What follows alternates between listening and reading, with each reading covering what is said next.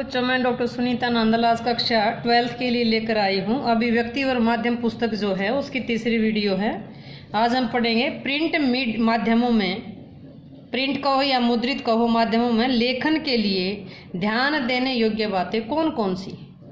Print माध्यमों में जो मुद्रित हैं, छपे हुए हैं, उसमें लेखन के लिए, लिखने के लिए ध्यान देने योग्य बातें कौन कौन सी हैं। सबसे पहले प्रिंट माध्यमों में व्याकरण और वर्तनी, यानी कि प्रिंट माध्यम लेखन की भाषा शैली की ओर पूरा ध्यान रखना चाहिए।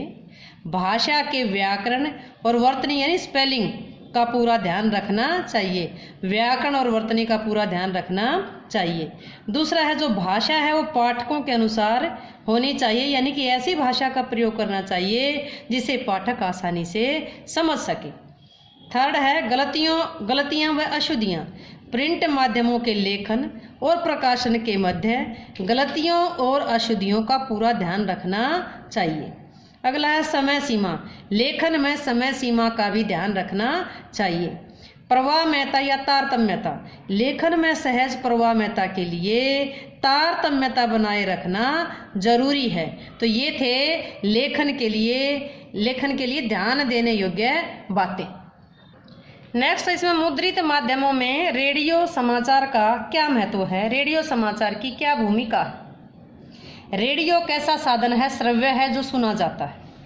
ध्वनि, स्वर, शब्दों के मेल से ये समाचार श्रोताओं तक पहुंचाता है, यानी कि ध्वनि, स्वर, शब्दों के मेल के कारण रेडियो को श्रोताओं द्वारा संचालित माध्यम माना जाता है, क्योंकि रेडियो इन माध्यमों के द्वारा ही श्रोताओं तक समाचार पहुंचाता है।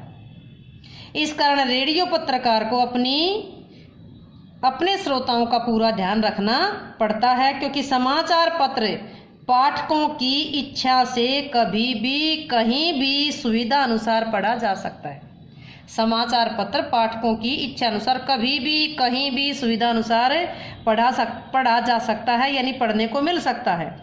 लेकिन रेडियो के श्रोताओं को यह सुविधा प्राप्त नहीं होती। वह समाचार पत्रों की तरह रेडियो समाचार बुलेटिन को कभी भी कहीं भी नहीं सुन सकता। उसको लगातार एक के बाद एक समाचार सुनना पड़ता है। इस बीच में अगर कोई मुश्किल शब्द आ जाता है तो डिक्शनरी शब्दकोश में भी नहीं देख सकते, उसका मीनिंग अगर नहीं समझ पाते तो, और ना ही उस बुलेटिन को छोड़ करके कहीं जा सकते हैं, क्योंकि अगर उस बुलेटिन को छोड़कर गए तो वो बुलेटिन आगे निकल जाएगा। अतः स्पष्ट रूप से कह सकते हैं कि जो रेडियो समाचार था वो पीछे लौट करके उसमें समाचार नहीं सुन सकते। यदि श्रोताओं को कुछ अच्छा नहीं लगता, उसमें रेडियो वाले में कुछ अच्छा नहीं लगता, तो चैनल को बंद कर देंगे। रेडियो एक रेखीय माध्यम है। रेडियो एक रेखीय माध्यम है। टीवी भी एक रेखीय है, लेकिन इसमें शब्दों व ध्वनियों की अपेक्षा तस्वीरों को महत्व दिया जाता है। किसमें टीवी में ध्वनियों की अपेक्षा तस्वीरों को महत्व दिया जाता है। जहां रेडियो में शब्द और आवाज का विशेष महत्व होता है, वहीं दूरदर्शन में यानी कि टीवी में शब्द दृश्यों के साथ सहयोगी बनकर चलते हैं। तो ये था मुद्रित माध्यमों में रेडियो समाचार का महत्व। अगला प्रश्न बनता है इसमें रेडियो समाचार की संरचना। रेडियो समाचार की संरचना पर प्रकाश डालिए। रेडियो के लिए समाचार लिखना एक विशेष प्रकार की कला है। यह समाचार पत्रों के समाचार लिखने की विधि से बिल्कुल अलग है। यह समाचार पत्रों के समाचार लिखने की विधि से बिल्कुल अलग है। इसका कारण है कि दोनों माध्यमों की प्रकृति बिल्कुल अलग अलग है।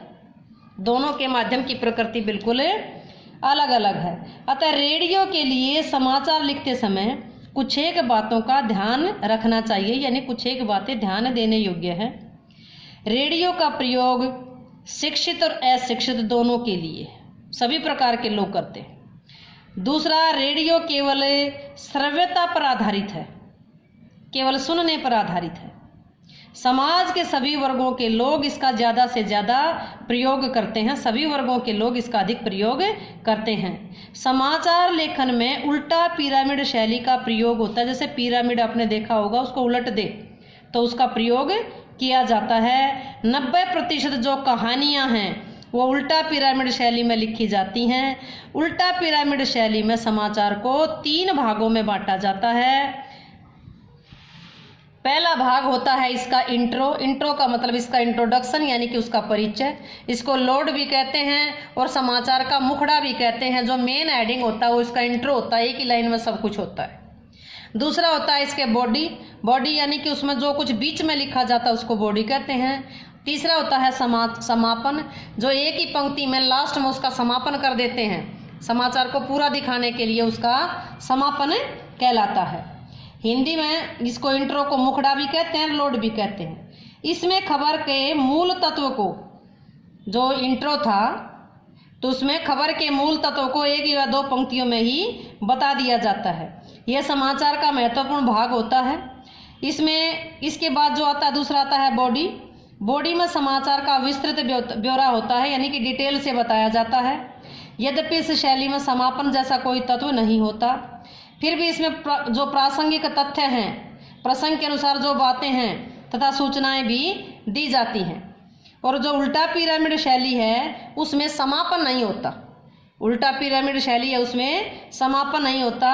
यदि समय और स्थान की कमी हो तो अंतिम जो पैराग्राफ है, जो अंतिम पैराग्राफ है या जो अंतिम पंक्तियां हैं उनको काट करके समाचार को छोटा कर दिया जाता है। इस प्रकार समाचार को समाप्त कर दिया जाता है, समापन की आवश्यकता नहीं होती। अब हम इंट्रो के, जो रेडियो समाचार के इंट्रो के कुछ उदाहरण देखेंगे। जैसे लोकसभा के बाहर विरोधी पार्टियों द्वारा महंगाई के लिए, यानी कि विरोधी पार्टियों ने प्रदर्शन किया। इसमें एक और भी जोड़ देना चाहिए था कि एक ही लाइन में पूरा क्लियर हो जाए। लोकसभा के बाहर विरोधी पार्टियों द्वारा महंगाई के लिए प्रदर्शन, 1 दिन के लिए संसद का सत्र स्थगित, यानी कि एक ही लाइन में पूरा क्लियर हो गया है कि क्या था। दूसरा समाचार इंट्रो का देखिए। प्रधानमंत्री ने बुधवार को अमेरिका के राष्ट्रपति ट्रंप से मुलाकात की और कोरोना पर चिंता प्रकट की। मतलब एक ही पंक्ति में सारा सब कुछ क्लियर है।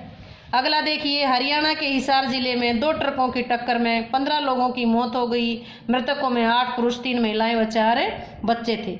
इस प्रकार ये इंट्रो का उदाहरण था। तो हमने ये पढ़ा रेडियो समाचार की संरचना, कितने तरीके से लिखा जाता है समाचार, 3 तरीके से। पहला इंट्रो होता है, फिर बॉडी होता है, फिर समापन होता है। वीडियो अच्छी लगी हो तो लाइक करें, शेयर करें, चैनल को सब्सक्राइब अवश्य करें।